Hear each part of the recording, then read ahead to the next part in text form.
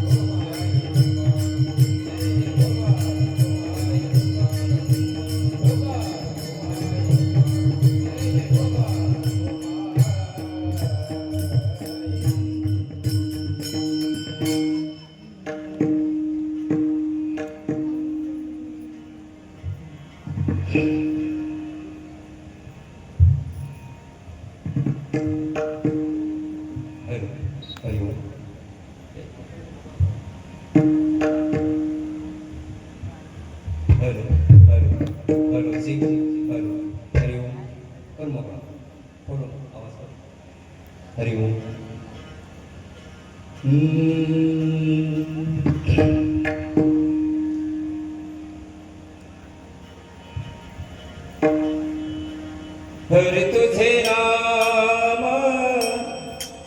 गायन अखंड हरे तुझे नाम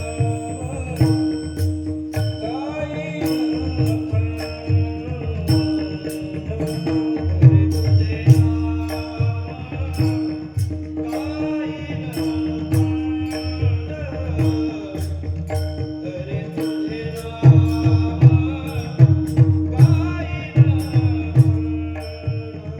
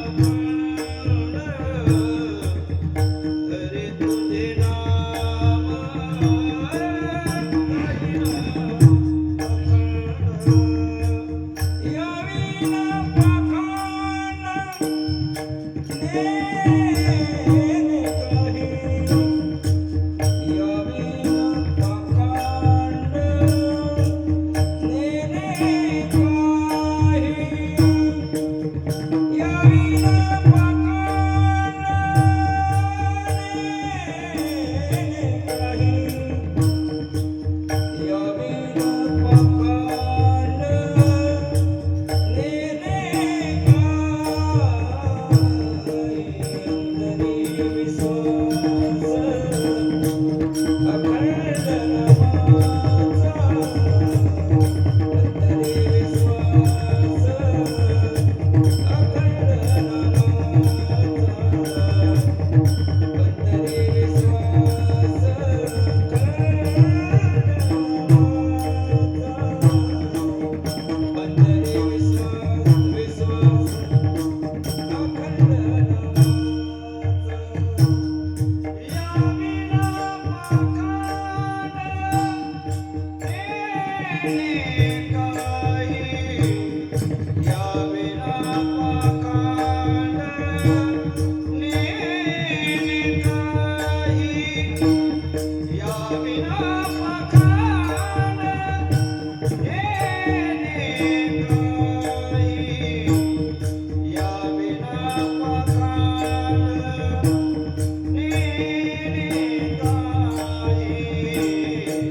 अंतरे विश्वास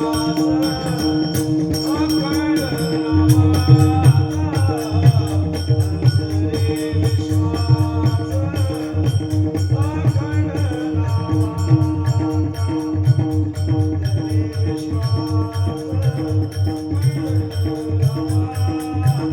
अंतरे विश्वास अंतरे विश्वास अखंड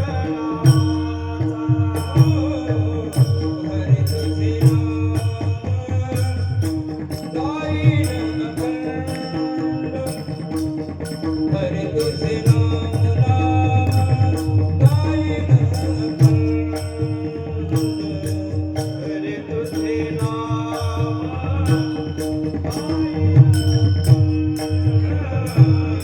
हरे तुझे नाम गायन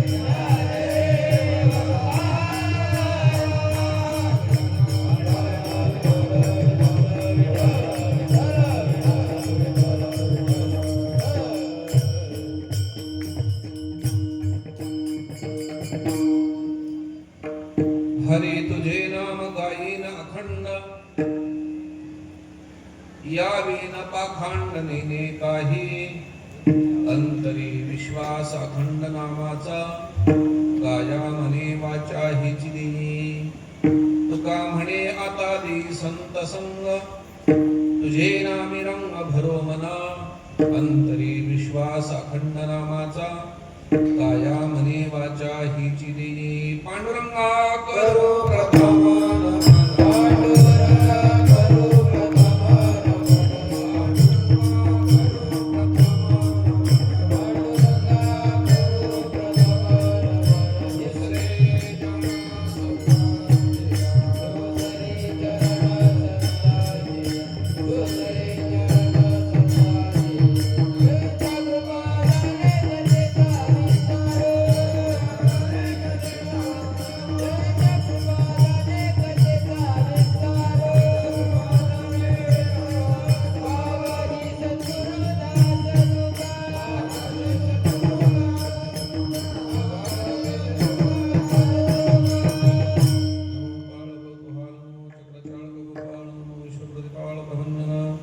नमो शिव शिवेशा नमो शिवादि विश्वेशा नमो रूपाश्वदिशा व्यापकानारायण नमो सकळ गर्भोद्भवा नमो चित्तचाळक भावा नमो विष्णूर्ति देवादिदेवा सति विठ्ठला नमामि सद्गुरुं शान्तं सच्चिदानन्द विग्रहं पूर्ण ब्रह्म परानंदं ईशमानंदी वल्लभं हरि तुझे नाम गायीन अखंड यावीन पाखंड नेने काही अंतरी विश्वास अखंड नामाचा गाया म्हणे वाचा हिची देई संकीर्तन सेवे करता निवडलेला भंग संत श्रेष्ठ जगद्गुरु तुकोबार यांचा 3 चरणाचा अत्यंत प्रसिद्ध अतिशय महत्त्वाचा अभंग सेवेकरता निवडलेला आहे.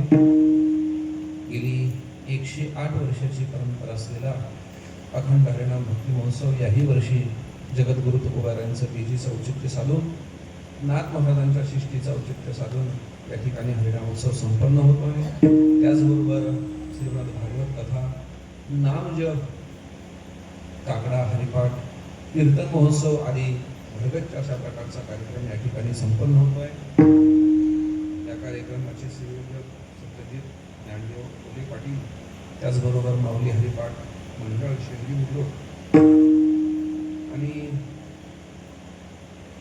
समस्त विश्वस्त गावकरी मंडळ शेंद्री यांच्या संयोजनातून नियोजनातून हा उत्सव या ठिकाणी संपन्न होत असताना सेवेकरता उपस्थित परमार्थप्रेमी भाविक भक्त माता भगिनी उपस्थित आमचे सर्व टाळकरी गुरुबंधू मंडळी गायक वादक विनेकरी चौकदार या सर्वांच्या उपस्थितीमध्ये आजची ही सेवा भगवत चरणांमध्ये समर्पण करायची आहे.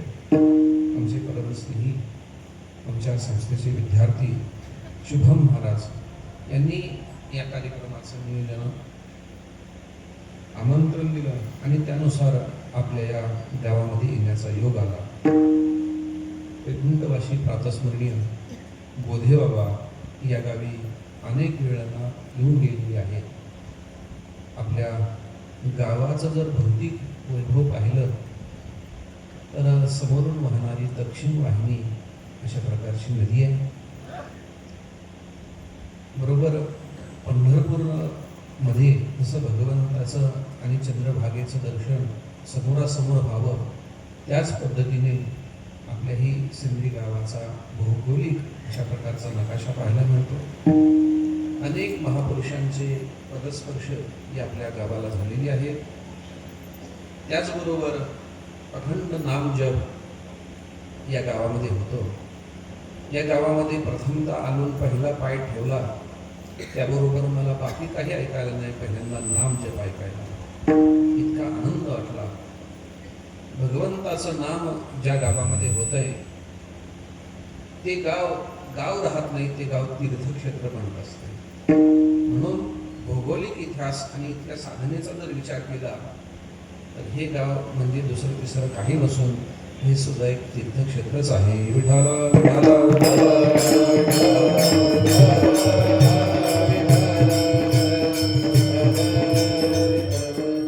आणि म्हणून या आजच्या या कीर्तनाच्या कार्यक्रमाकरता जगद्गुरु तुकोबारांचा एक 3 चरणाचा अभंग आपल्या समोर ठेवलेला आहे. आमचे सर्व गुरुबंधू आळंदीकर गुरुबंधू मंडळी, सर्व गायक वादक गुरुजन मंडळी या ठिकाणी उपस्थित आहेत. यथामती यथावकाश आपण या अभंगावरती चिंतन करण्याचा प्रयत्न करणार आहोत. आज दुसरा एक योगायोग असा आहे की नाथ महाराजांचा षष्टीचा काळ आहे. आज पैठण या क्षेत्राच्या ठिकाणी नाथ महाराजांनी आपला हा देहविग्रह पवित्र अशा गोदावरी गंगा मातेच्या चरणारविंदी समर्पित केला. तो म्हणजे आजचा हा षष्टीचा दिवस आहे. असं असतं, भगवंताचं येणं महत्वाचं असतं म्हणून देवाची आपण जयंती साजरी करतो. म्हणून रामनवमी, कृष्णाष्टमी, वामन जयंती, नृसिंह जयंती आपण साजरी करतो. साधू संत या मृत्यूलोकामध्ये आपल्यासारखं येतात, पण दिव्य असं कार्य करून आपला देह विलक्षण अलौकिक पद्धतीने घेऊन जातात. म्हणून संतांचं जाणं महत्वाचं असतं म्हणून त्यांचा आपण समाधी सोहळा साजरा करत असतो.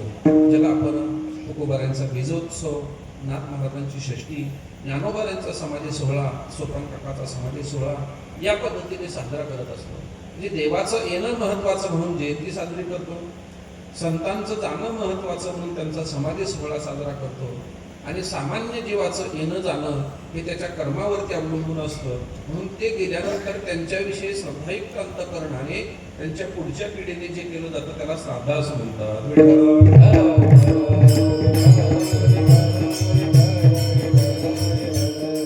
आणि म्हणून आज नाथषष्ठीचा पर्वकाळ आहे.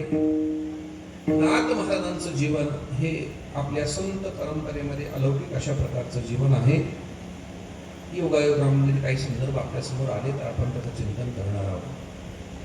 मनुष्य जीवनाचा जर विचार केला तर मनुष्याचं मनुष्यपण हे त्याच्या विचारामध्ये असतं.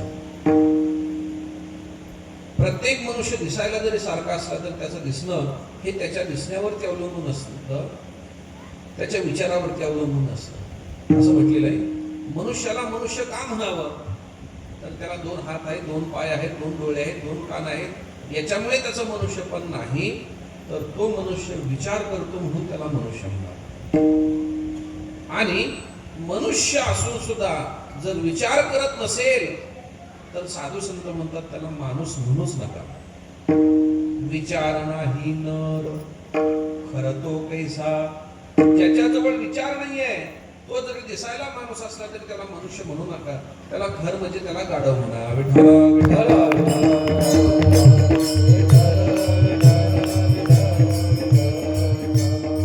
आहार निद्रा भय मैथुनंच सामान्यम एतत् पशुभिर्नराणां ज्ञानभितेषां अधिको विशेषो ज्ञानेन हीनः पशुभिः समानः. या 4 गोष्टी सर्व योनीमध्ये सारख्या आहेत, पण फक्त विचार आणि ज्ञान मनुष्यामध्ये वेगळं आहे. आणि ते जर त्याच्याजवळ नसेल तर ज्ञानेन हीनः पशुभिः समानः. त्याला मनुष्य म्हणू नका, त्याला मनुष्य म्हणण्याची योग्यता नाही. मग मनुष्याचं मनुष्यपण त्याच्या विचारामध्ये आहे. मग प्रश्न असा आहे की मनुष्याने नेमका कोणता विचार करावा, मनुष्याने कसा विचार करावा आणि मनुष्याने कोणाचा विचार करावा.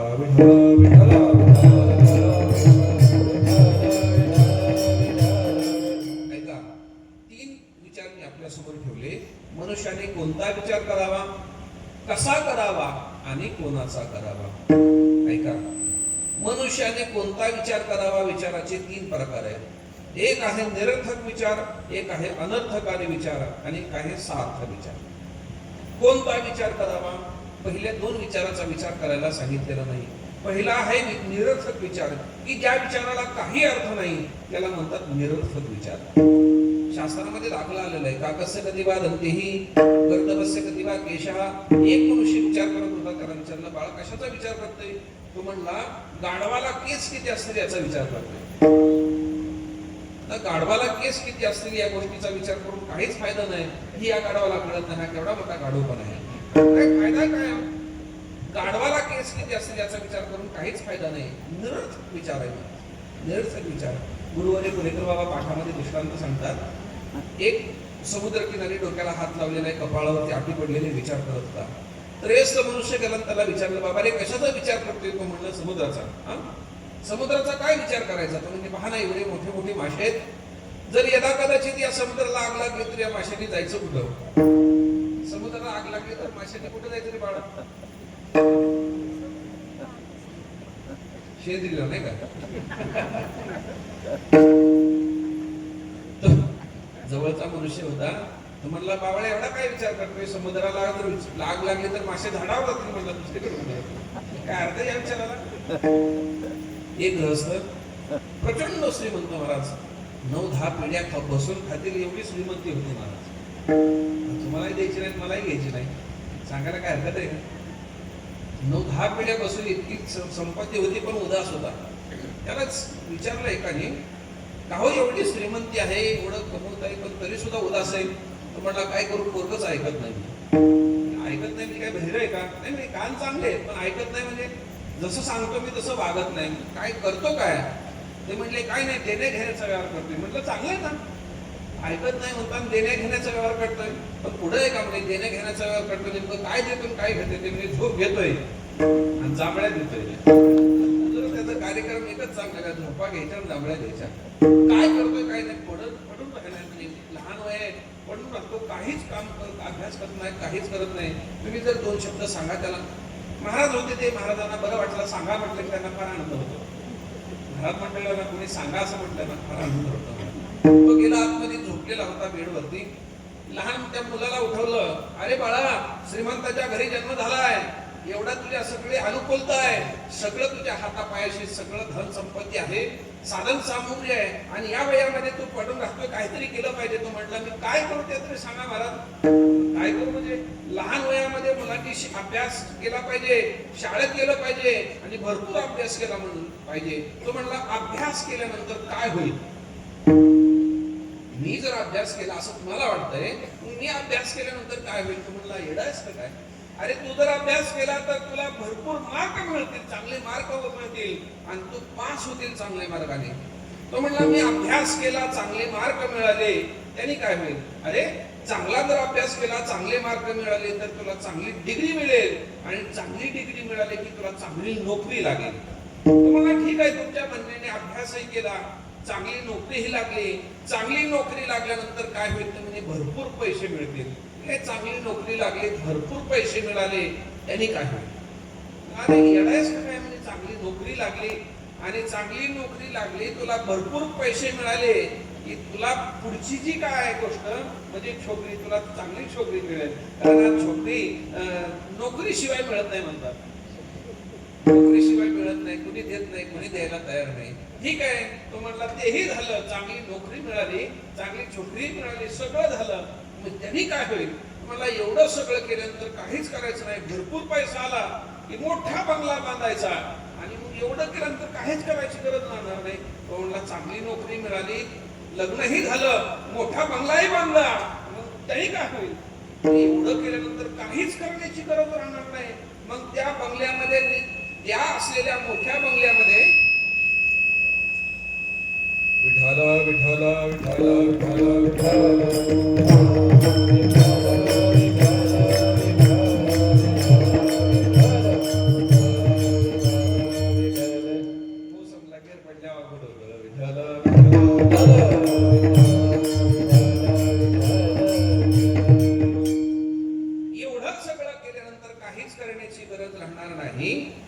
एवढं सगळं केल्यानंतर तुला काय करायची गरज राहणार आहे? चांगली नोकरी मिळाली, लग्नही झालेलं आहे, त्या पैशातून तू मोठाही बंगला बांधलेला आहे, मग एवढं सगळं मिळाल्यानंतर काही करण्याची गरज नाही. त्या मोठ्या बंगल्यामध्ये निवांत पडून राहायचं, निवांत झोपून राहायचं. तो म्हणला एवढं सगळं करून जे करायचं ते तर आता चालू आहे माझं, आताही मी निवांतच पडलेलो आहे, मग एवढं सगळे कुठाने करायचे कशासाठी? याला म्हणतात निरर्थक विचार. विढाला विढाला विढाला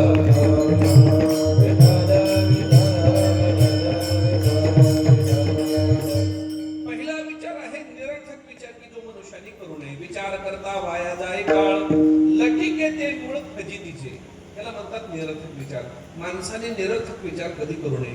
दुसरा विचार आहे अनर्थकारी विचार, ज्याला वाईट विचार असं म्हणतात, ज्यांनी स्वतःचंही वाटोळं होतं आणि दुसऱ्याचंही वाटोळं होतं, त्याला म्हणतात अनर्थकारी विचार.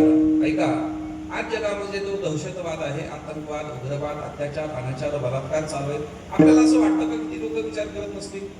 26/11ला मुंबईवरती हल्ला करणारा तो अजमल कसा, वय किती महाराज, ते 22-23 वर्षाचा, ओठावरती मिशी फुटलेली नाहीये, त्यावेळेस मारण्याकरता प्रवृत्त होतो.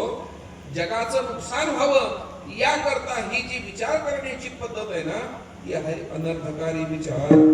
एक गृहस्थ रस्त्याने जंगलाच्या दिशेने चालला होता आणि शेतातलं काम करून काही मंडळी घराच्या दिशेने चालली होती. तो घरात जंगलाकडे वेगाने चाललेला आहे आणि शेतातून काम करून घरी येणारी शेतकरी वारकरी मंडळी त्यांनी विचारलं त्याला, अरे कुठे चाललाय? तो म्हणला जंगलात चाललाय. अरे जाऊ नको. म्हणला का?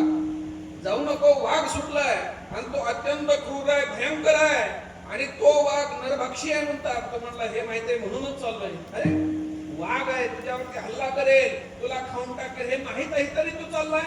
म्हणलं त्याचं कारण असं आहे, मी जर जंगलात गेलो आणि वाघाने मला पाहिलं, वाघाने मला खाल्लं की त्याच्या तोंडाला माणसाचं रक्त लागेल आणि एका का त्याच्या तोंडाला माणसाचं रक्त लागलं तो आपल्या गावामधील सगळ्या माणसाला खाऊन टाकेल म्हणून चाललोय.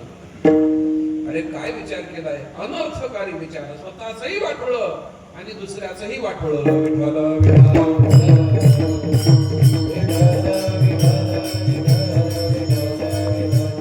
समाजामध्ये काही माणसं अशीच असतात. मला असं म्हणतात, 100 माणसं आडवी गेली तरी काहीच वाटोळं होणार नाही, पण एक माणूस आडवा गेला तर अख्ख्या गावाचं वाटोळं करून टाकतो. कधी कधी गंमत अशी वाटते, महाराज देवाने सगळे प्राणी आडवे बनवले, एकच मनुष्य सरळ बनवला. देवाने काय आडवी बनवली? घोडा, गाढव, सगळे प्राणी कसे बनवले? आडवे बनवले. बरं सरपटणारे सुद्धा प्राणी, किडा मुंगी कशा बनवल्या? आडव्या बनवल्या. मला सगळे प्राणी आडवे बनवले, माणूसच फक्त सरळ बनवला. पण उलट असं आहे, आडवे बनवले ते सरळ चालतात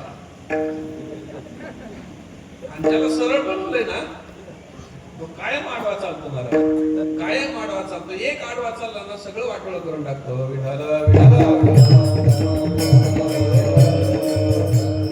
त्यात फरक आहे महाराज. पुरुष आणि स्त्री असतील ना, महिलांमध्ये महिला कधीही महाराज सरळच असतात. महिला कधीही सरळ असतात. पुरुष थोडेसे वेडे वाकडे असतात महाराज. आता हृदय पाहना, सगळ्या एका लाईनीत पद्धतशीर अगदी व्यवस्थित एका ग्रुपने बनलेले. आमचे हे टोळके कुठेही बसलेले, काय तिकडे उभे काय तिकडे उभे, जिथं मिळेल ते नाव गावाकडे जातात. का देवाचीच प्रवृत्ती आहे.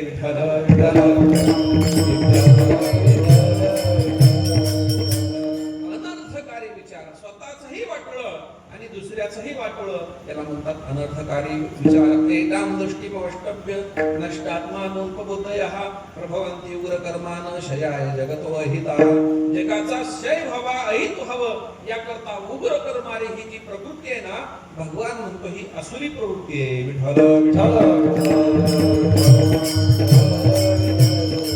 पहिला विचार आहे निरर्थक विचार, दुसरा विचार आहे अनर्थकारी विचार आणि तिसरा विचार आहे सार्थ किंवा सार विचार. मनुष्याने कोणता विचार करावा? निरर्थक करू नये, अनर्थकारी करू नये. करायचा जर झाला तर सार विचार करावा महाराज. सारासार विचार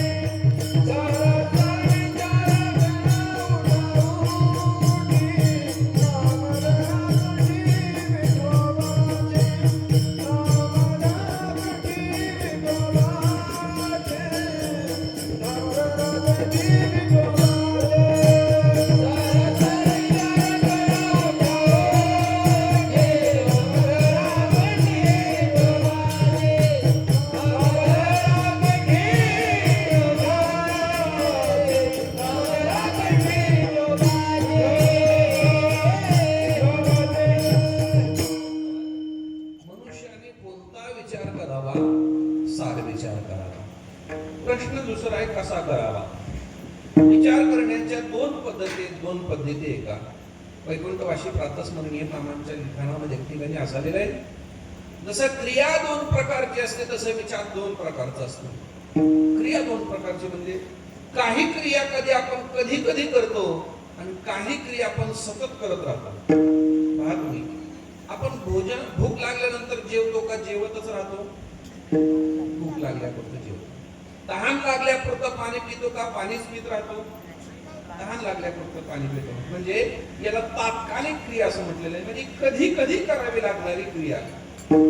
जसं भूक लागल्यापुरतं जेवण करणं, तहान लागल्यापुरतं पाणी पिणं, झोप लागल्यापुरती झोप घेणं, याला तात्कालिक क्रिया म्हणजे कधी कधी करावी लागणारी क्रिया आहे.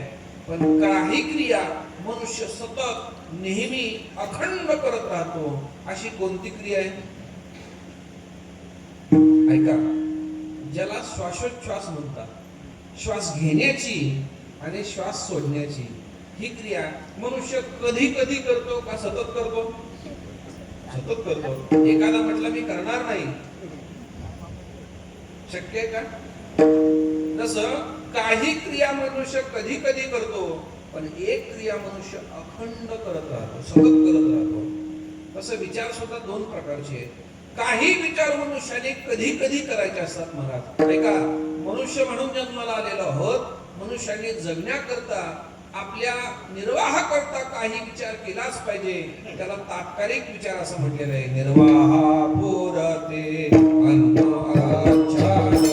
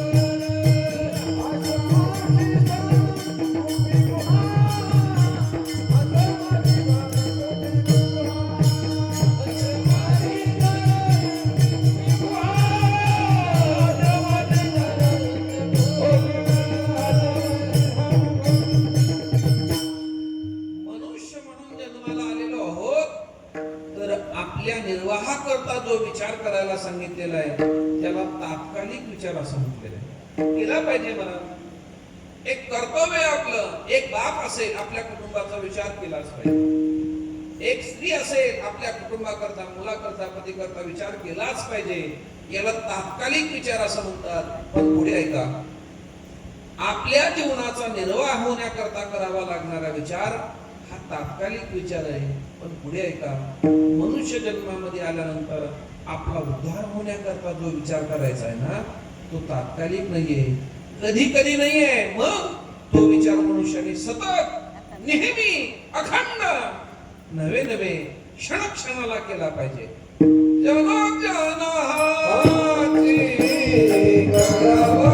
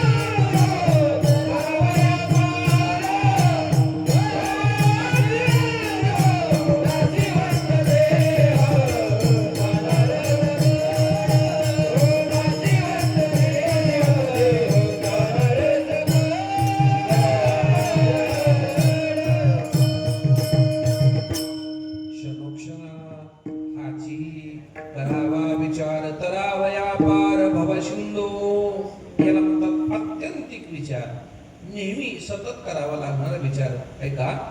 मनुष्याने कोणता विचार करावा? मनुष्याने कसा विचार करावा? सतत. आता शेवटचा प्रश्न आहे, कशाचा करावा? विठाला विठाला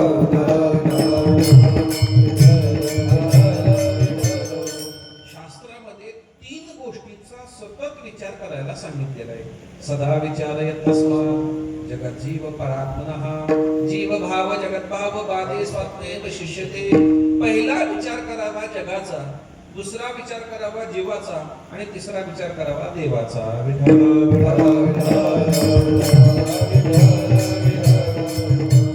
पहिला विचार सांगितलेला आहे जगाचा. आता जगाचा आपण जगामध्ये राहतोय हे जसं आहे, हे कसं आहे याचा विचार करायला सांगितलेला आहे. कसं आहे विचार करायला सांगितलेला आहे बरं का. असं आहे, काही प्रश्न विचारतो मला सांगा, मृगजळ खरं आहे का खोटं आहे? मृगजळ कळतं ना? दुपारच्या प्रसंगी जमिनीवरती ज्या वाफा निघतात ना, त्याला मृगजळ असं म्हटलेलं आहे. मृगजळ खरं आहे का खोटं? मृगजळ खोटं आहे. पण ऐका, या खोट्या मृगजळाला पाहून भुलणारा एक प्राणी आपल्या अवतारी परिसरामध्ये आपल्याला पाहायला मिळतो. त्याला काय म्हणतात? अरे ऐका, आहे मृगजळ खोटं, पण त्या खोट्याला त्यांनी खरं मानलं. आहे मृगजळ खोटं, पण त्या खोट्याला खरं मानलं. नव्हे ते मिळवण्याकरता त्याच्या पाठीमागे धावायला लागलं. एवढं धावायला लागलं, धावता खऱ्या पाण्याचा धरा त्याच्या पायाखालून गेला. पण त्या खोट्याच्या पाठीमागे धावत असताना प्रसंग असा आला की त्याचं उर फुटलं आणि ते त्या ठिकाणी गतप्राण झालं. मृगजळ दिसे साचपणा ऐशे आणि खोटियाचे पिशे उर फोडी. आता बघा, मृगजळ आहे खोट, पण त्या खोट्याला खरं मानल्यामुळे त्याला मरावं लागलं. आहे खोट, पण खोट्याला खरं मानलं म्हणून त्याला मरावं लागलं. आता ऐका, आणखीन एक प्रश्न विचारतो. लहान मुलं ते भांडी कुंडीचा खेळ खेळतात, हे का नाही? भातुकली म्हणतात त्याला, भातुकली. खरं सांगा बरं, तो भातुकलीचा खेळ खरा असतो का खोटा? लहान मुलं जो भांडी कुंडीचा खेळ खेळतात तो खरा आहे का खोटा आहे? तो खोटा आहे. पण खेळणाऱ्यांना कसा वाटतो?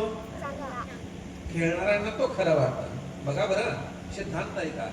लहान मुलं भांडी कुंडीचा खेळ खेळतात, तो आहे खोटा, पण खेळणाऱ्यांना तो कसा वाटतो? खरा वाटतो. आणखी गंमत सांगू का? बनवणारे एवढे हुशार असतात ना, आपल्या घरात जशा वस्तू असतात ना, अगदी सेम टू सेम तशाच्या तशा बनवतात. ऐका, लहान मुलं भांडी कुंडीचा खेळ खेळतात, तो आहे खोटा, पण खेळणाऱ्यांना तो खरा वाटतो. आणि यदा कदाचित त्याच्यातलं एखादं भांडं मोडलं तोडलं तर ते रडतात महाराज, तेवढ्यासाठी रडतात. आता ऐका, आहे खेळ खोटा, पण खेळणाऱ्यांना खरा वाटतो आणि त्याच्यासाठी ते रडतात. खरं सांगू का, या जगाचा विचार करताना हा जगाचा सुद्धा खेळ हा आहे खोटा, पण खेळणाऱ्यांना खरा वाटतो आणि त्याच्यातलं कमी जास्त झालं की माणसं रडत बसतात.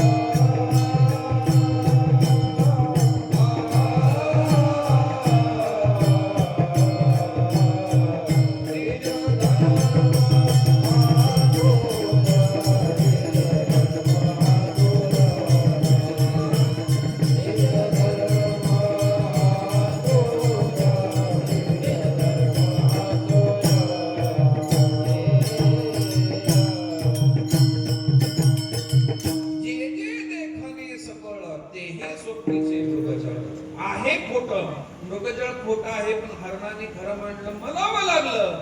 तसं आहे का?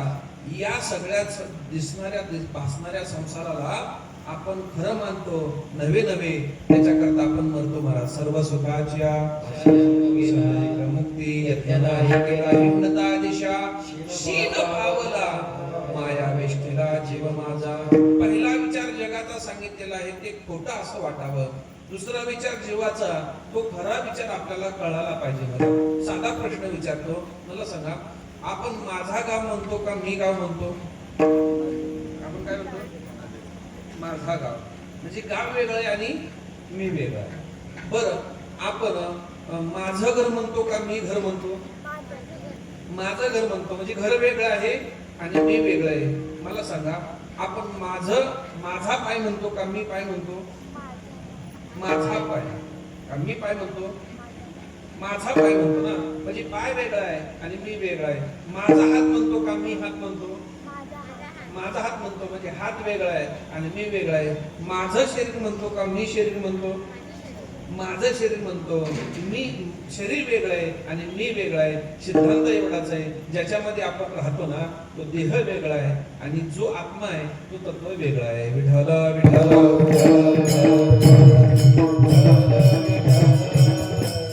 ज्ञानोबा म्हणतात, आहे कोण मी काहीसा करावा विचार म्हणे ज्ञानेश्वर निवृत्तीचा. आपण कोण आहोत महाराज हा विचार मनुष्याने केला पाहिजे.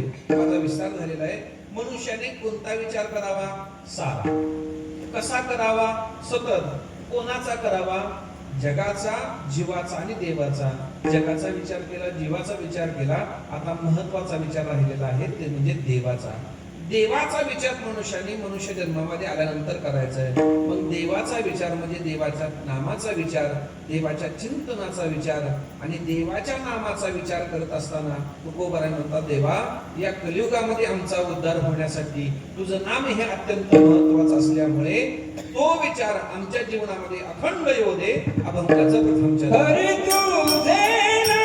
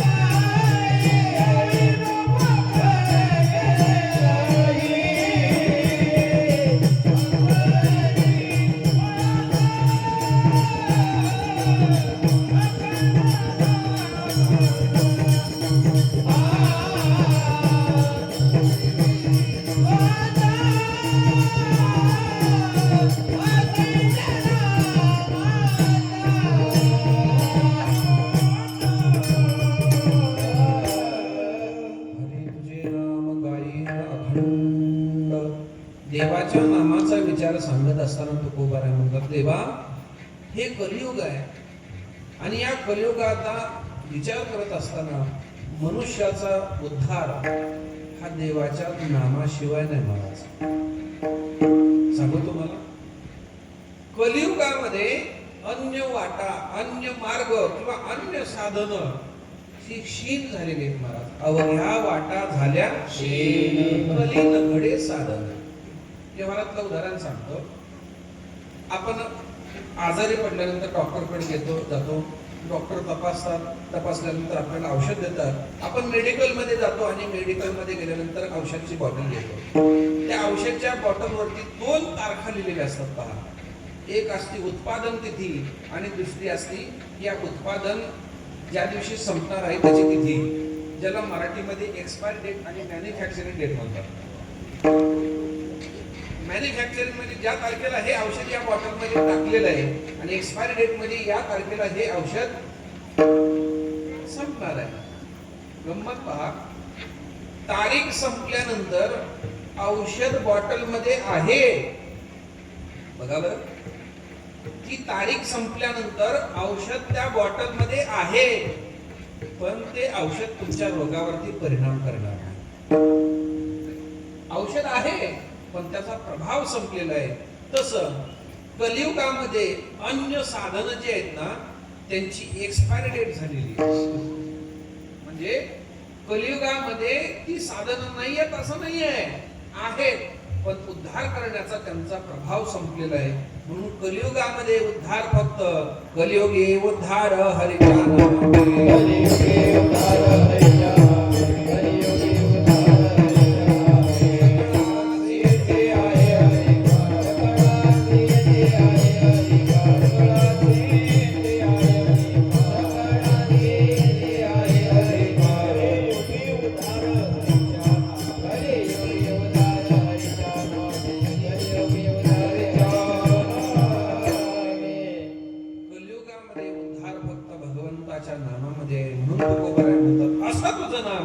आमच्या जीवनामध्ये अखंड येऊ दे. हरी तुझे नाम गाईन अखंड. ऐका, नामाच्या 2 शक्ती आहेत. एक आहे पाप निवारण करण्याची आणि दुसरी आहे भगवंताची भेट करून देण्याची. पाप निवृत्ती आणि भगवत प्राप्ती हे करणारा फक्त देवाचं नाम आहे. सांगू, ऐका, काय मनुष्य जीवनामध्ये आपलं पाप घालवणारं साधन दुसरं कोणतं नाही मला, फक्त देवाचं नाव आहे. नाम संकीर्तन साधन पैसोपे, नाम संकीर्तन साधन पैसोपे, नाम संकीर्तन साधन पैसोपे.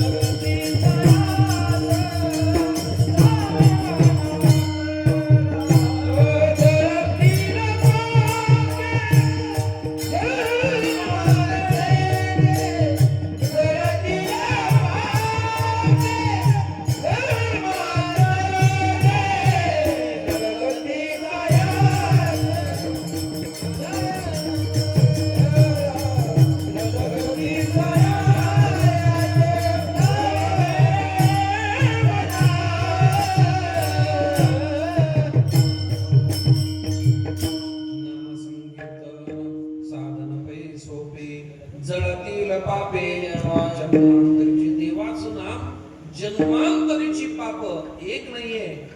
आणखीन एक ठिकाणी दिले हरि उच्चारणी पापराशी, अनंत पापराशी एक नाही, राशीच्या राशी जाणण्याची ताकद देवाच्या नामामध्ये. आपल्याकडे गवताची जी रास रचतात त्याला काय शब्द आहे आपल्याकडे? शाबास. काही भागामध्ये गंध म्हणतात, काही भागामध्ये हा?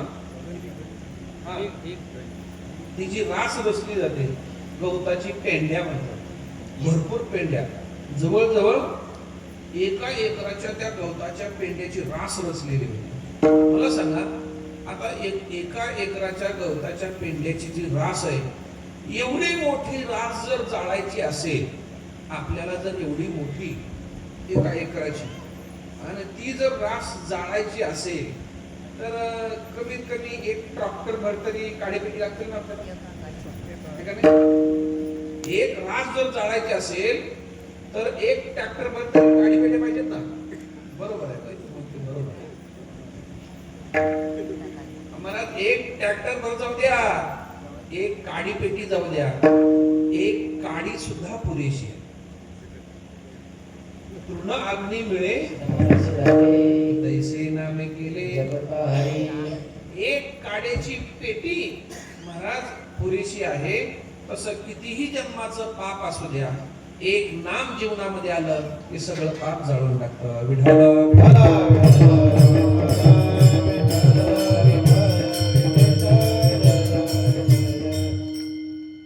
महाराज त्या गंमत आहे काडी पेटीची, पहा ना तुम्ही.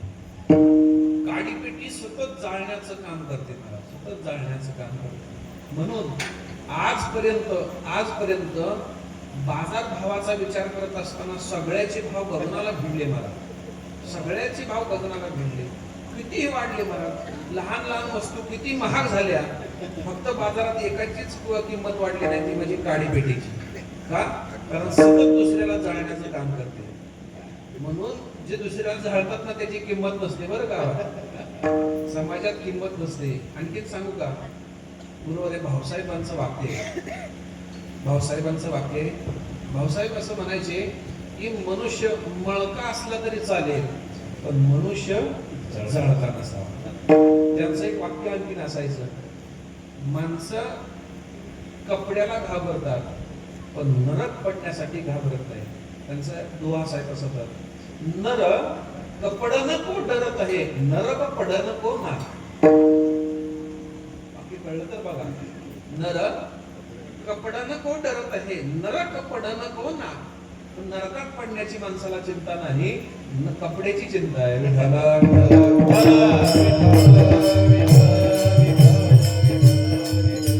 ऐका, त्या प्रवास करताना गाड्यांच्या पाठीमागे काही वाक्य लिहिलेले असतात, फार मजेशीर वाक्य लिहिलेले असतात. एका गाडीच्या पाठीमागे वाक्य लिहिलेलं असतं, मेरी जब चलती है तो तेरी क्यों जलती है. मेरी जब चलती है तो तेरी क्यों जलती है. त्याच्या खालचं वाक्य फार महत्वाचं होतं, लेकिन याद रख, तेरी जब जलती है ना तर मेरी ज्यादा चलती है.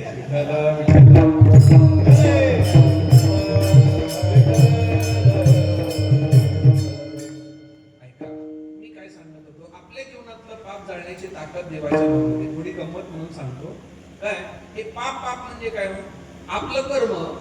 पाप म्हणजे आपलं कर्म, केलेलं चुकीचं कर्म आपल्या जीवनामध्ये दुःख देतं, चांगलं कर्म आपल्याला पुण्य म्हणजे सुख देतं. आपण कर्माचा सिद्धांत लक्षात घ्या, केलेलं कर्म भोगल्याशिवाय संपत नाही. तुम्ही जेव्हा जिथं जसं कर्म केलं असेल तेव्हा तुम्हाला तिथं तसं भोगावं लागतं, त्याला कर्म म्हणतात. केलेलं कर्म भोगल्याशिवाय संपत नाही. ऐका, दुपारची वेळ होती, रस्त्याने घरच चालला होता, भूक लागली होती, सहज नंतर गेली, आंब्याचं झाड होतं, आंबा पिकलेला होता. कसं जावा कुंपणाहून उडी मारली, आतमध्ये गेला, आंबा तोडला, आंबा खाल्ला. तेवढ्यामध्ये आंब्याचा मालक त्या ठिकाणी आला, त्यांनी पाहिलं आणि त्यांनी त्याला खूप मारलं, तो रडायला लागला. माझा दुष्मंताचा भाग संपला. बारकावा लक्षात घ्या, सिद्धांत असा आहे, ज्यांनी केलं त्याला भोगावं लागतं कर्म. आपण विनाकारण म्हणतो त्याच्यामुळे माझ्या जीवनामध्ये असं घडलं, असं होत नाही. असं तुकोबारांचं प्रमाण आहे, केले कर्म झाले हे नाथ महाराजांचं आहे. अनेका रोसावे न लगे बहुता आपल्या संचिता. दुसरा जबाबदार नसतो महाराज, आपणच आपल्या कर्माला जबाबदार असतो.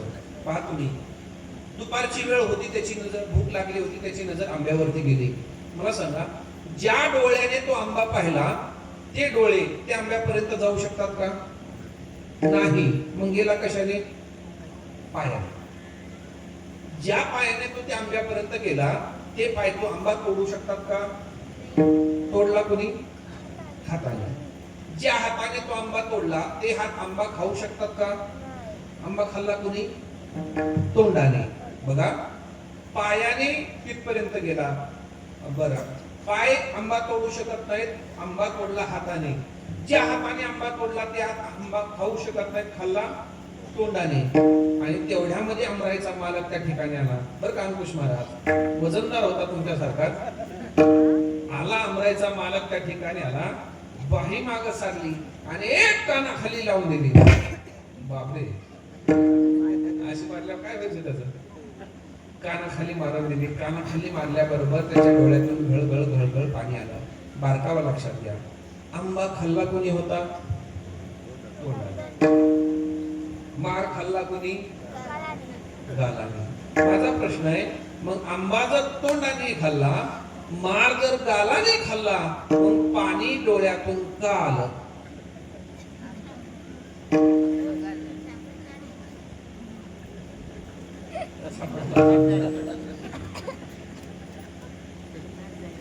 बारकावा लक्षात घ्या, कारण या सगळ्या कुटाण्याची सुरुवात कोणी केली होती? म्हणून त्याला भोगावं लागलं. विठ्ठल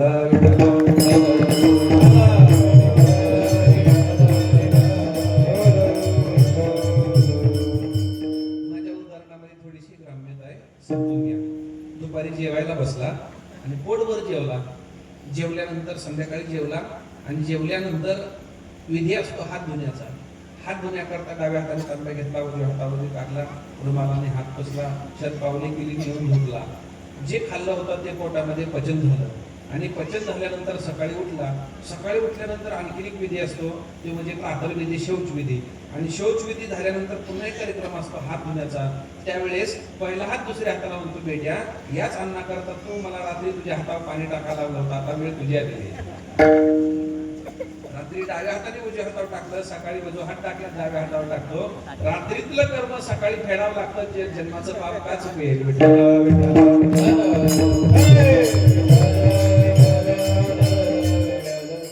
माणसाने चांगलं कर्म करत राहावं. एक रूपक सांगतो आणि थांबतो, ऐका. एक राजा होता, त्याला 3 पत्न्या होत्या, 2 आवडती होती, 1 नावडती होती. राजा स्वर्गवासी झाला. स्वर्गवासी झाल्यानंतर प्रधान तेनी राण्याजवळ गेला. पहिल्या राणीला विचारलं, राणी साहेब, राजा स्वर्गवासी झालेला आहे, तुम्ही काय करणार? तिने उत्तर दिलं, राजा गेला? हो. मग राजा गेला म्हटलं, एवढा कारभार विस्तार कोण पाहणार? मी तर थांबणार. प्रधान दुसऱ्या राणीजवळ गेला, राणी साहेब, राजा स्वर्गवासी झालेला आहे, तुम्ही काय करणार? तिनं दिलेलं उत्तर थोडंसं गमतीचं होतं. ती म्हणली, राजा गेला? म्हणली हो. आता राजा गेला म्हटलं, मी दुसरा करणार.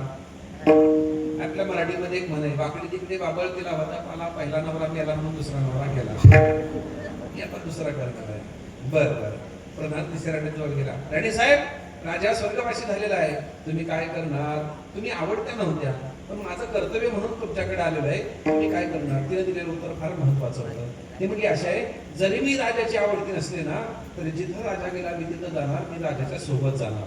माझा दृष्टांताचा भाग संपला. प्रत्येक जण राजा इथं बसलेला, इथं आलेला प्रत्येक जण राजा आहे. आपल्याला या 3 भूमिकेला सामोरं जावं लागतं.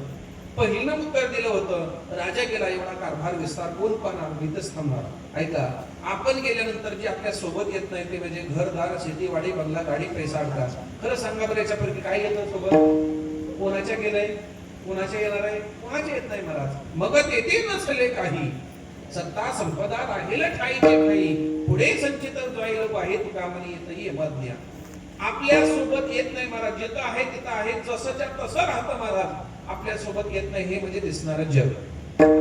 कोणी सोबत येत नाही महाराज, असं आहे. तुकोबारांचं एक अभंग आहे महाराज, स्त्रिया पुत्र कलत्र हेतव मायावंत, शेवटीचा अंत नपवे कोणी, यमाची हाती बांधून या देती आणि भूषणही घेती काढून या. साधा प्रश्न विचारतो, आपल्या गावामध्ये मेलेला मनुष्य उठून चालायला लागलाय, पळायला लागलाय, असं कधी घडतं का? घडतं का?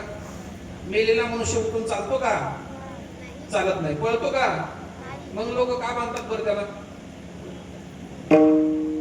सगळ्याला माहित आहे उठणार नाही, चालणार नाही, पळणार नाही, तरी बांधतात का नाही? तुकोबाराय म्हणतात त्याचं कारण आहे, ही माणसं अशी आहेत, यमाची हाती बांधून या देती. लोकांना असं वाटतं की काढा आहे गिराईक, लवकर काढा बाहेर. म्हणून पहिलं उत्तर दिलं मी हा विस्तार आहे इथंच थांबणार, ते म्हणजे दिसणारं जग हे आपल्या सोबत येत नाही. दुसरीनं उत्तर दिलं होतं पहिला गेला मी दुसरा करणार आहे, ते म्हणजे आपण कमवलेलं धन जोपर्यंत असतो आपला हात धरून असतं, ज्या दिवशी आपण जातो तेच धन दुसऱ्याचा हात धरताना निघून जातं. आणि तिसरीनं उत्तर दिलं मी राजाची आवडती नाही, पण जिथं राजा गेला मी तिथं जाणार आहे महाराज, ते म्हणजे आपण आपल्या जीवनामध्ये केलेलं सत्कर्म, आपण आपल्या जीवनामध्ये केलेला परमार्थ, आपण केलेला परमार्थ हा आपल्या सोबतच येतो महाराज. म्हणून जीवनामध्ये चांगलं कर्म करावं. तो का म्हणे एका मरणेची सरे उत्तमची उरे उरावे परी कीर्ती रूपे उरावे. सांगण्याचा हेतू असा आहे की कर्म चांगलं केलं की ते पुण्य देतं आणि वाईट कर्म आपल्या जीवनामध्ये पाप करतं महाराज.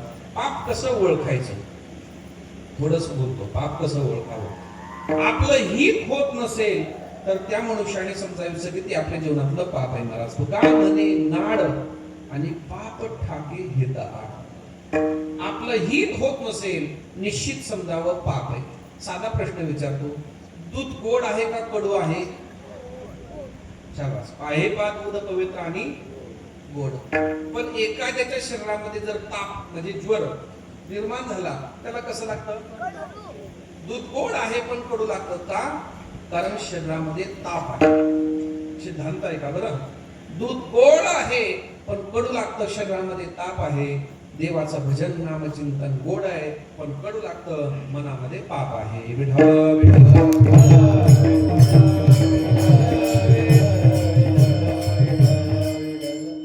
वैद्यकीय शास्त्रामध्ये आपल्या शरीरातला ताप मोजण्यासाठी छोटंसं यंत्र असतं. काय म्हणतात त्याला? थर्मामीटर आहे का नाही? म्हणजे त्याला मराठीमध्ये थर्मामीटर म्हणतात, इंग्लिश मध्ये त्याला तापमापी म्हणतात. ते तापमापी लावली की आपल्या शरीरातला ताप कमी झालेला आहे का वाढलेला आहे दाखवतं. आज कीर्तनामध्ये मी तुम्हाला तापमाप्या दाखवणार आहे. काय काय तापमाप्या दाखवणार आहे. लावून पहा, एक एक अभंग, एक एक ओवी, एक एक चरण, आपल्याला आपली जागा कळेल महाराज. आपल्याला आपली जागा दाखवणारे हे अभंग ओव्या प्रमाण आहेत महाराज. ऐका, मी प्रमाण सांगतो प्रत्येकाला. आपल्याला आपले हित होत नसेल निश्चित समजावं की आपल्या जवळ पाप आहे. आपल्याला आपले आई वडील आवडत नसतील निश्चित समजावं हे आपल्या जीवनातलं पाप आहे. तुका म्हणे पाप माय न आवडेच्या बाप, न आवडेसा झाला बाप, आले पाप वस्तीशी. ज्या अर्थी आपल्याला आपले आई वडील आवडत नाहीत महाराज त्या अर्थी पाप आहे. सांगू तुम्हाला, हे सांगण्याची गरज निर्माण झालेली आहे. आज हा कलियुगाचा प्रभावच एवढा आहे. कालाय तस्मै नमः. आज आपण आपल्या मुलांना नेमकं काय द्यावं हा प्रश्न निर्माण झालेला आहे. सांगू तुम्हाला, एक वेळ आपल्या मुलांना प्रॉपर्टी नाही दिली तरी चालेल, एक वेळ आपल्या मुलांना कमी शिकवता आलं तरी चालेल महाराज, पण आज आपल्या मुलांना संस्कार द्यायला विसरू नका. कारण हे संस्कार आपला जीवनाचा आधार, म्हातारपणाची काठी बनणार आहे. आज दुर्दैव आहे, दुर्दैव आहे. आपल्या महाराष्ट्रात पंढरपूरला जो पांडुरंग परमात्मा आला, कशाने आला? आई वडिलाच्या सेवेने. पितृसेवा पुणे जोडला निधान. पण आपल्याला हे माहित नसेल की भारतातला सर्वात मोठा वृद्धाश्रम पंढरपूरला आहे. सगळ्यात मोठा वृद्धाश्रम पंढरपूरला आहे. पुढे ऐका, आणि त्या वृद्धाश्रमामध्ये गरिबाचे आणि शेतकऱ्याचे आईबाप नाहीत. त्या वृद्धाश्रमामध्ये ज्यांनी आपल्या मुलांना जास्त प्रॉपर्टी जास्त शिकवलं ना त्यांनी आईबापाला वृद्धाश्रमामध्ये घातलेलं आहे. श्रीमंताचे आईबाप वृद्धाश्रमामध्ये आहे. आणखीन त्याच्यापेक्षा घातक सांगू का? सगळ्यात जास्त हिंदू धर्मातले आईबाप आहे. मुसलमान ख्रिश्चन धर्म, त्यांच्या धर्मामध्ये आई बापांबद्दल काय मत आहे मला काही घेणं देणं नाही, पण आपल्या धर्मामध्ये मातृदेव भव पितृदेव भव म्हटलेलं आहे. पण त्याच आई बापांना वृद्धाश्रमामध्ये घालणारी ही अवलाद निर्माण झालेली आहे. त्याचं कारण असं आहे की या मुलांना संस्काराची नितांत गरज आहे. सांगतो तुम्हाला, असं म्हटलेलं आहे, जर संस्कार चुकले तर तो दोष आई बापाचा आहे. संस्कार जर चुकले आणि त्यातली त्यात आईचा दोष सांगितलेला आहे. स्मृती ग्रंथामध्ये असं म्हटलेलं आहे, दुःशिरो मातृदोषेन पितृदोषेन मूर्खता रक्तो वंशदोषेन आत्मदोषेन दरिद्रता. मुलाचे संस्कार चुकले हा दोष आईचा आहे. मुलगा आडाणी जन्माला आला बापाचा दोष आहे. मुलगा कृपण जन्माला आला वंशाचा दोष आहे. आणि अभागी जन्माला आला स्वतःचा दोष आहे. मोठा आहे का मुलगा जर शीलवान संस्कारी जन्माला आला हे आईचं पुण्य आहे. सुशीलो मातृपुण्येनं. आम्ही वारकरी शिक्षण संस्थेमध्ये कोजागिरीला गाथा ज्ञानेश्वरीच्या परीक्षा घेतो. या 2 वर्ष झालं आपल्या वर्धा जिल्ह्यातला एक मुलगा आहे. वय वर्ष आहे 9. शाळेत जातो 4थ्या वर्गामध्ये. 5 आणि 4 9 ना. 9 वर्षाचा मुलगा आहे. 4थ्या वर्गामध्ये शाळेत जातो. तो किती वेळा बघा कोणत्या वर्गात जातो? 3रीला. तरी याच्यापेक्षा 1 वर्षांनी मोठा. त्याचं नाव आहे सोहम आमजरे. आपल्या वर्धा जिल्ह्यातला आहे. ऐका त्याची तो आला होता. कशा करता आला होता ऐका माता भगिनी. कशा करता आला होता? त्याने ज्ञानोबारायांची संपूर्ण 9000 ओव्याची ज्ञानेश्वरी कंठस्थ केलेली, मुखोद्गत केलेले. वय किती आहे? वय वर्ष आहे 9. संपूर्ण संस्काराकरता मी बोलतोय. 9 वर्षाची ज्ञानेश्वरी कंठस्थ केलेले आपले संस्थेचे अध्यापक विश्वस्त मोठे माऊलींकडे परीक्षा दिली. संपूर्ण ज्ञानेश्वरी पाठ केली. आता तो गाथीची पहिली परीक्षा दिली. आता दुसरा भाग देतोय. आणि ज्यावेळेस त्याला बक्षीस देताना पुरेकर बाबांच्या हस्ते सन्मान केला आणि गुरुवारी अध्यक्ष संदीपान महाराजांनी त्याच्या आईचा सन्मान केला, वडिलांचा सन्मान केला आणि प्रश्न विचारला, आई साहेब 9व्या वर्षी तुमच्या मुलाने ज्ञानेश्वरी पाठ केली, असे काय संस्कार दिले हो तुम्ही त्याला? बघा 9व्या वर्षी तुमच्या बाळाने ज्ञानेश्वरी पाठ केली, असे काय संस्कार दिले तुम्ही त्याला? काय दिलं त्याला? त्यावेळेस त्याच्या आईने दिलेलं उत्तर महत्वाचं आहे.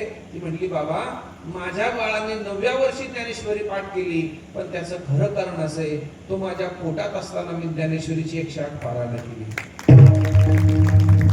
संस्कार, गर्भावरती झालेले संस्कार, पोटात असलेल्या गर्भावरती झालेले संस्कार, तो आल्याबरोबर ज्ञानेश्वरी पाठ करतोय महाराज. म्हणून आपण काय संस्कार द्यायचं ते आपल्या हातात आहे. आज जग जे बिघडले त्याला कारण संस्कार बिघडले. विठ्ठल आज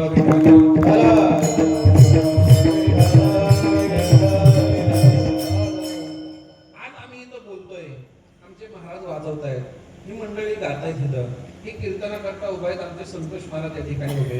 कशावरून आम्ही काय पोटात शिकून आलो का? हे संस्कार दिले, आई वडिलांनी आमच्यावरती उपकार केले आणि नंतर महत्वाचे संस्कार केले ते म्हणजे आमच्या गुरुजनांनी केले, वारकरी शिक्षण संस्थेतील गुरुजनांनी केले. ऐका, आपण आईच्या पोटात असतो, वडिलांच्या डोक्यात असतो आणि गुरुजनांच्या हृदयात असतो.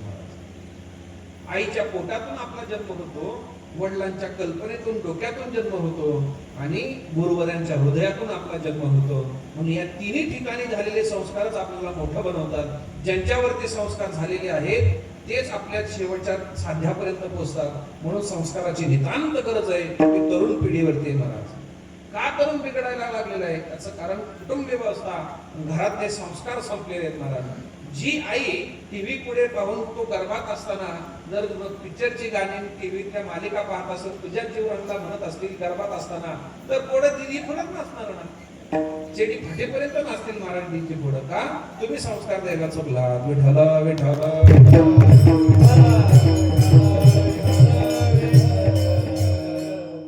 आई वडील आवडत नसतील समजावं हे पाप आहे. तू का म्हणे पाप माय न आवडे ज्या बाप. पुढे ऐका, परमार्थ करून भजन कीर्तन करून आपले अवगुण जर कमी होत नसतील, निश्चित समजावं हे पाप आहे महाराज. पाप गेल्याची काय गुण नाही पालटले अवगुण. अरे 100 वर्ष परमार्थ करता आणि आपले अवगुण जर कमी होत नसतील तर त्याला फार महत्व नाही महाराज. सांगा बरं, सांगा. असं आहे, ऊसाचा घाणा असतो महाराज, ऊसाचा घाणा, त्याला बैल बांधतात त्या भागामध्ये. आपल्याकडे आहेत का? बैल बांधतात त्या गुराळाला. आणि सकाळी 6 वाजता बैल बांधला, संध्याकाळी 6 वाजेपर्यंत चालत होता. किती तास झाले? 12 तास झाले महाराज. पण 12 तास चालल्यामुळे सकाळी जर शेत्रीला बांधला तर दारव्यापर्यंत संध्याकाळी जायला पाहिजे ना. जातो का?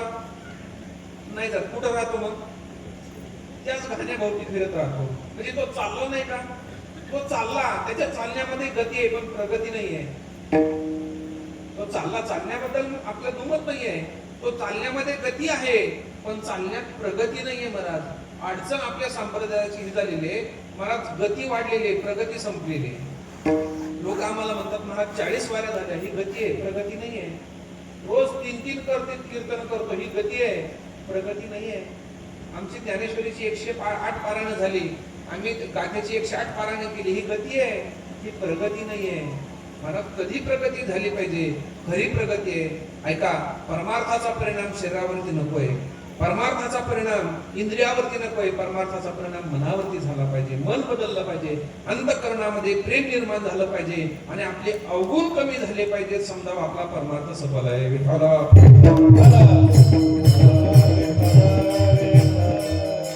पाप गेल्याची गायब होऊन नाही पालटले अवगुण.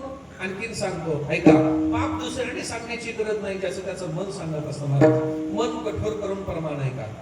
प्रमाण असं आहे, मन जाणे पापा तुका म्हणे माय बापा. आपला खरा बाप कोण आहे हे फक्त आपल्या माईला माहित असतं, तसं पाप केलंय का नाही आपल्या मनाला माहित असतं. मन जाणे पापा तुका म्हणे माय बापा. माय बापा जाणे आणि मन पापा जाणे. महाराज लोकांनी कशाला सांगायची गरज आहे महाराज? आपली अडचण आहे समाजाची, आपण काशी केलेले सांगतो, मांजर मारलेलं सांगत नाही महाराज.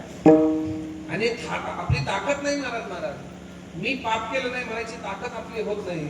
एकच महापुरुष होऊन गेला या पृथ्वीवरती की मी माझ्या जीवनामध्ये कधी पापच केलं नाही असा म्हणणारा, आणि त्या महापुरुषाचं नाव आहे स्वानंद सुख निवासी जोग महाराज. त्यांनी ही वारकरी शिक्षण संस्था स्थापन केली. आमचे सगळे गुरुबंधू जिथं शिकले ना, त्या जोग महाराजांच्या चरित्रातला प्रसंग आहे. कुशावर्ताला त्र्यंबकेश्वरला स्नान करण्याकरता उतरले आणि पुरोहितांनी सांगितलं की महाराज संकल्प सोडा. आणि काय म्हणायचं? म्हणा पाप होऊन पाप कर्म होऊन पापात्मा पाप संभवा, असं मनात संकल्प सोडा. हात धरला आणि विचारला कोणाला सांगतो पापाचा संकल्प सोडायला? अरे जेव्हापासून मला कळतंय तेव्हा मी कधी जीवनात पापच केलं नाही, तर संकल्प सोडू कशाला? महाराज हे सांगणंही सोपं आहे, बोलणंही सोपं आहे, पण अनुभव घेणं आचरण करणं फार कठीण आहे महाराज. बोलता वाटे सोपे, सगळं सोपं आहे महाराज, पण आचरण करणं कठीण आहे. म्हणून आपल्या जीवनातलं पाप समूळ नष्ट करण्याची एकच ताकद, एकच उपाय आहे, ते म्हणजे भगवंताचं नामस्मरण. आणि त्या नामाने पाप जळतं तुकोबाराय म्हणतात. असं पाप जाळण्याची ताकद देवाच्या नामामध्ये. आणि दुसरी शक्ती आहे म्हणजे भगवंताची भेट. देवाच्या कलियुगामाची करावे कीर्तन भेटी म्हणून तुकोबाराय म्हणतात, देवा असं नाम आमच्या जीवनामध्ये अखंड येऊ दे. आणखीन सांगू का? त्या नामाचा विश्वास वाढू दे. अभंगाचं दुसरं चरण. करे विश्वास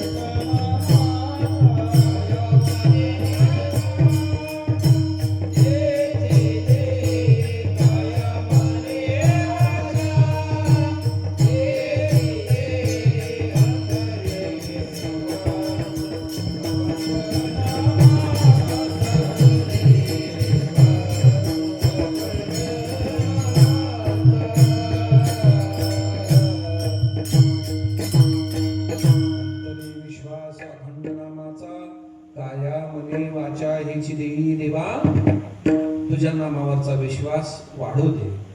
अखंड विश्वास, अंतरी विश्वास अखंड नामाचा.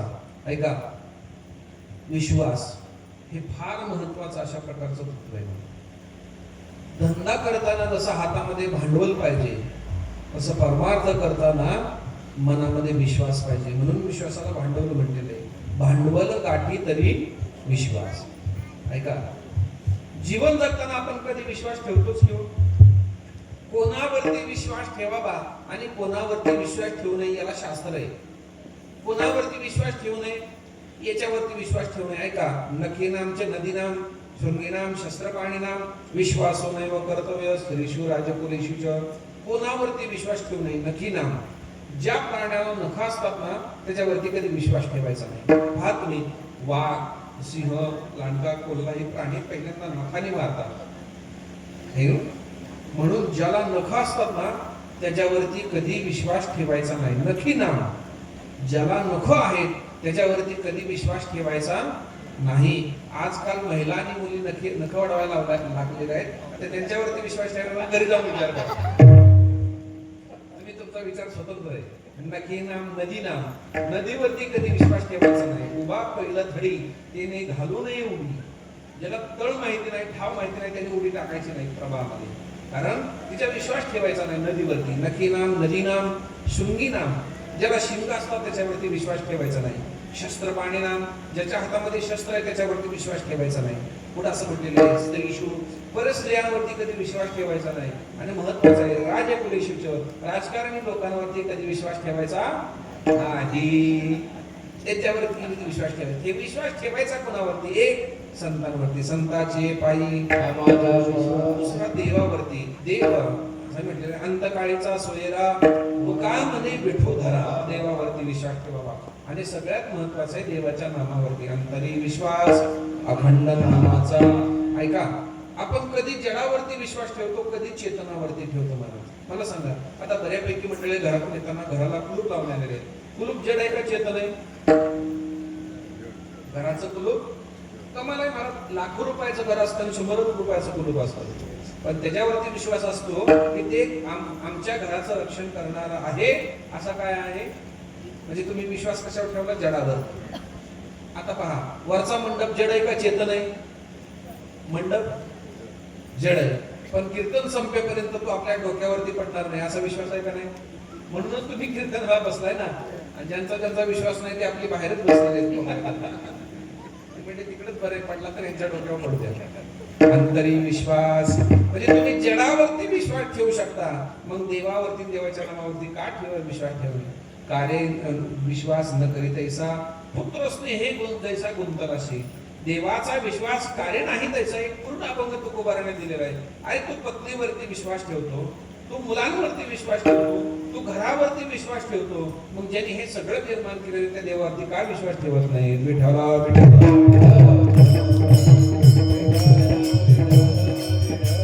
अंतरे विश्वास अखंड नामाचा, गाया मने वाचा हिची दे. पण देवा, असं तुझं चिंतन करत असताना आणखीन एक गोष्ट महत्वाची आहे, ती म्हणजे सत्संगती. म्हणून आम्हाला आमच्या जीवनामध्ये सत्संगती दे. अभंगाचा शेवटचा चाल.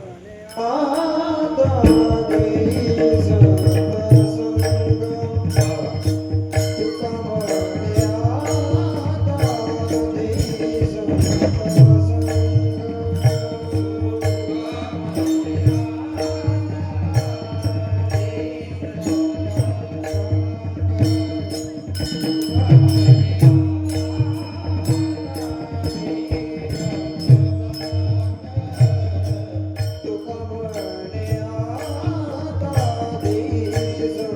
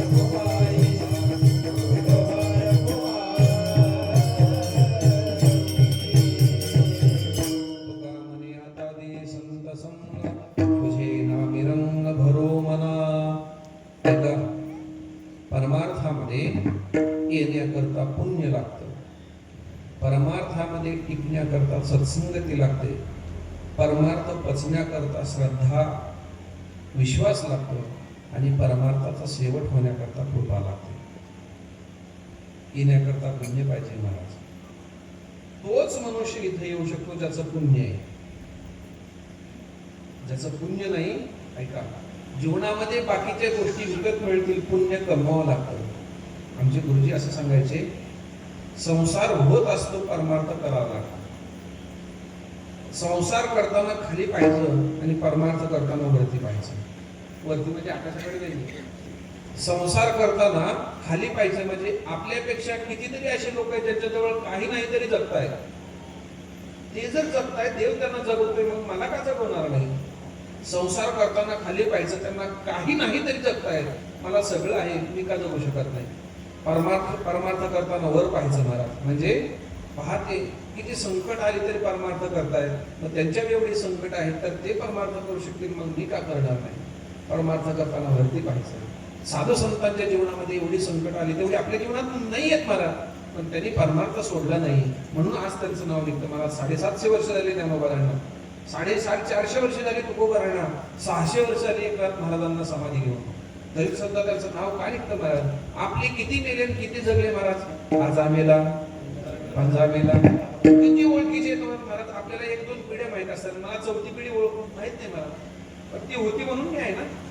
पण तरी सुद्धा त्यांचा परिचय नाही. आज 700 वर्ष झाली ज्ञानोबारांना ओळखतो का? स्वतः करता जगले नाही, समाजाकरता आणि देवाकरता जगले, म्हणून त्यांची किंमत आहे महाराज. ऐका, कशा करता मी हे बोलतो? सत्संगती जीवनामध्ये महत्वाचे. तुकोबरा देवाला म्हणतात, रामने आता दे संत संग तुझे नामी रंग भरो म्हणा. आपल्या जीवनामध्ये परमार्थाचा आनंद कधी येतो महाराज? ऐका, तुझे नामी रंग भरो म्हणा. कीर्तन करणं वेगळं आणि कीर्तनात रंग भरणं वेगळं. भजन करणं वेगळं आणि भजनात रंग भरणं वेगळं. परमार्थ करणं वेगळं आणि परमार्थात रंगणं वेगळं. 2 शब्द आहेत. संसारात रमणं असतं आणि परमार्थात रंगणं असतं. नतेषु रमते बुधा याचा म्हणतो. संसारामध्ये शहाणी मनुष्य रमत नाही, कारण त्याच्यामध्ये रमणं असतं महाराज. संसारामध्ये रमणं असतं आणि परमार्थामध्ये रंगणं असतं महाराज. सगळे भजन करतात पण रंग भरत नाही महाराज. का? रंग भरणं ही देवाची कृपा आहे. मन रंगले रंगले तुझिया चरणी स्थिरावले, केली या विठ्ठली आईशी कृपा जाणार. रंग भरणं, ऐका, स्वयंपाक सगळ्याच जणी करतात, पण सगळ्याच जणींना चव भरवता येत नाही स्वयंपाकामध्ये. जिला येते तिला काय म्हणतात बरं? हा, सुगरण. सगळ्याच जणी सुगरणी नसतात, बऱ्याच जणी असतात महाराज वत पाणीकर कालच्या वाणी. डबाच्या डबा मसाला चव नाही कशाला, काय करते तिलाच कळत नाही. तिला जर भात दिला बनवायला तर 3 गावाचा भात बनवते. खाली जळगाव, मध्ये बुलढाणा, चिखली आणि वर तांदूळवाडी, 3 गावाचा भात बनवते. काय करते आता? नावेलाच असतं, त्याला ते खावंच लागतं. मला नाही खाईल तर सांगाल कोणाला? रोज गावात थोडाच सप्ता असतो.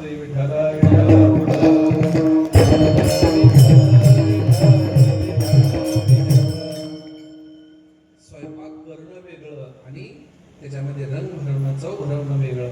तसं सुगरणीला ते जमतं, तसं परमार्थ करणं वेगळं आणि परमार्थामध्ये रंग भरणं वेगळं. साधू संतांचं म्हणणं आहे, तुम्ही रंगलो रंगला या रंगी तुका विठ्ठल संग. मन रंगले रंगले, आमचं मन परमार्थामध्ये रंगलेलं आहे. किंवा पांडुरंगी मन रंगले, आमचं मन पांडुरंगाच्या रंगामध्ये रंगलेलं आहे. तुझे नामी रंग भरो म्हणा, अंतरे विश्वास अखंड नामाचा, काया मने वाचा हिची देई ज्ञानेश्वर.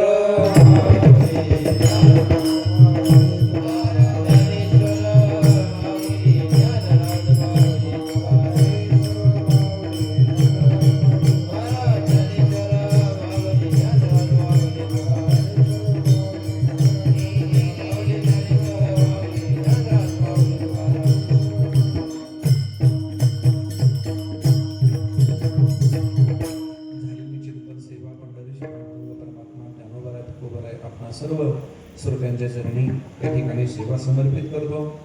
समस्त ग्रामस्थ भजनी मंडळ श्री क्षेत्र क्षेत्री या ठिकाणी आजची ही कीर्तन सेवा होती. आमचे शुभम महाराजच्या माध्यमातून आजच्या या कीर्तन सेवेचं निमंत्रण आमच्या सर्व गुरुभूमीचं झालेलं आहे. योगायोगाने